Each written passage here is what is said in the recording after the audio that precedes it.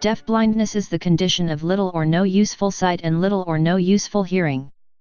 Educationally, individuals are considered to be deaf-blind when the combination of their hearing and sight loss causes such severe communication and other developmental and educational needs that they require significant and unique adaptations in their educational programs. Helen Keller was one such individual. Communication. Deaf-blind people communicate in many different ways as determined by the nature of their condition, the age of onset, and what resources are available to them. For example, someone who grew up deaf and experienced vision loss later in life is likely to use a sign language, in a visually modified or tactile form. Others who grew up blind and later became deaf are more likely to use a tactile mode of their spoken/written language. Methods of communication include use of residual hearing, speaking clearly, hearing aids, or sight, signing within a restricted visual field, writing with large print. Tactile signing, sign language, or a manual alphabet such as the American Manual Alphabet or Deaf-Blind Alphabet, also known as two-hand manual, with tactile or visual modifications. Interpreting services, such as sign language interpreters or communication aids. Communication devices such as Teletouch or its computerized versions known as the Telebraille and Screen Braille communicator. Multisensory methods have been used to help deaf-blind people enhance their communication skills. These can be taught to very young children with developmental delays, to help with pre-intentional communication, young people with learning difficulties, and older people, including those with dementia. One such process is TalkBack. Deaf-blind amateur radio operators generally communicate on two-way radios using Morse code. Technology. Braille equipment includes a variety of multipurpose devices, which enhance access to distance communication.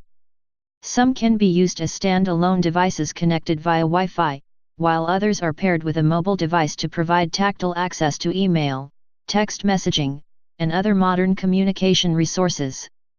To receive Braille equipment, an eligible consumer must be proficient in Braille and must have access to the Internet or cellular service. The Telebraille does not have a computer communications modem but does have a TTY, TDD, modem. It was designed as a TTY for deaf-blind people and is also useful for face-to-face conversation. It has two components. The sighted component is a modified Supercom TTY device. It has a QWERTY keyboard and a single-line LED display. The display is regular size and is not particularly suited to people with low vision. The Supercom TTY can be connected directly to the telephone line using a conventional telephone jack, or the telephone receiver can be coupled to the Supercom on a cradle on top of the device. Text flows past the display in a continuous stream, like ticker tape. The Supercom is connected to the Braille portion of the device by a cable that is about 2 feet long.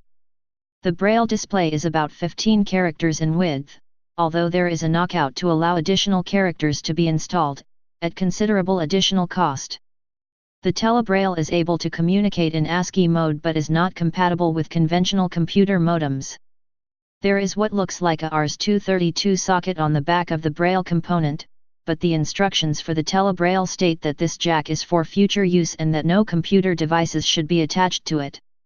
A graphic Braille display can be used in sensing graphic data such as maps, images, and text data that require multi-line display capabilities such as spreadsheets and equations. Graphic Braille displays available in the market are DV2, from KGS, Hyper Braille, and TAC Display Table/Walk, from TAC Display Corp. For example, TAC Display Table can show 120*100 resolution refreshable Braille graphics on one page. This video shows operation of the device. In popular culture. Movie The Miracle Worker about Annie Sullivan's efforts to draw Helen Keller from her world of darkness, blindness, deafness, and silence. The Bollywood movie Black, starred by Rani Mukherjee and Amitabh Bachchan, featured a deaf-blind girl, Michelle McNally. The Who album Tommy tells one continuous life story about a deaf-blind boy named Tommy through songs.